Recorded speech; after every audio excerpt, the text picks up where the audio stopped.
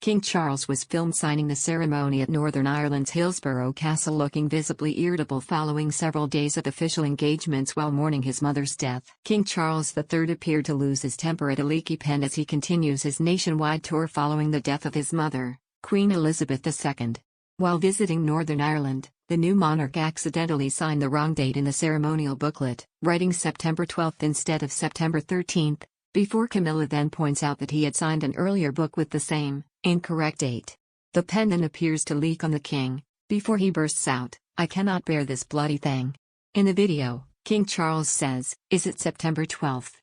He is then corrected by a nearby aide, before the monarch says, "Oh, God, I put the wrong date down." After the Queen consort points out that he also signed the 12th earlier, King Charles gets up and says, "Oh, God. I hate this." Camilla then points out that the pen has leaked on her husband's hand, after which the king pulls out a handkerchief and attempts to wipe away the ink. Visibly angry, he then says, "I can't bear this bloody thing." What they do, every stinking time.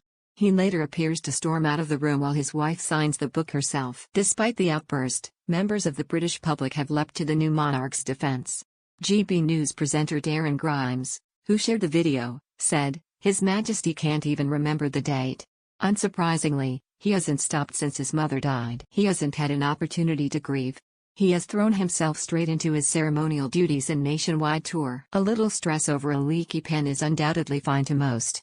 Echoing Mr. Grimes' sentiment, one social media user said, "I defy anyone to have done what he has done so soon after the loss of his mother. Constantly on the go from one place to the next must be absolutely exhausting as well as emotions. He has done very well." The king has had to engage in myriad engagements since immediately acceding to the throne following the death of Queen Elizabeth II last Thursday afternoon. He arrived at Buckingham Palace this evening as crowds erupted in cheers and applause while his motorcade of 5 motorbikes and 3 drove into the palace gates. King Charles could be seen waving as he sat next to the Queen consort in the car. He and Camilla had flown directly from Northern Ireland, where they had met a number of delegates and politicians. They flew across the Irish Sea this morning after several days of official procession in Edinburgh, including the holding of a vigil, which the monarch led, on Monday night. King Charles thanked Sinn Féin's leader in Northern Ireland for her incredibly kind words about his mother Queen Elizabeth earlier on Tuesday, in the latest sign of warmth between the former political wing of the Irish Republican Army and the Crown.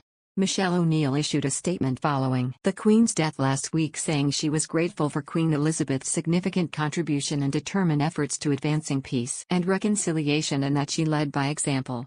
Ms. O'Neill has since said she was looking forward to working with Charles, and several other senior members of Sinn Féin have offered their sympathies. During the visit, King Charles shook hands with senior Sinn Féin member Alex Maskey, the acting Speaker of the Northern Ireland Assembly. In a speech, Mr. Maskey said the Queen had personally demonstrated how to break down barriers and encourage reconciliation. King Charles Ives coins may be strikingly different to the Queen's. King Charles III in no rush to move into Buckingham Palace. King Charles III shakes hands with schoolboy and meets corgi Camilla as young fan erupt in excited celebration as they shake hands. Queen Camilla pays homage to Ireland with shamrock brooch.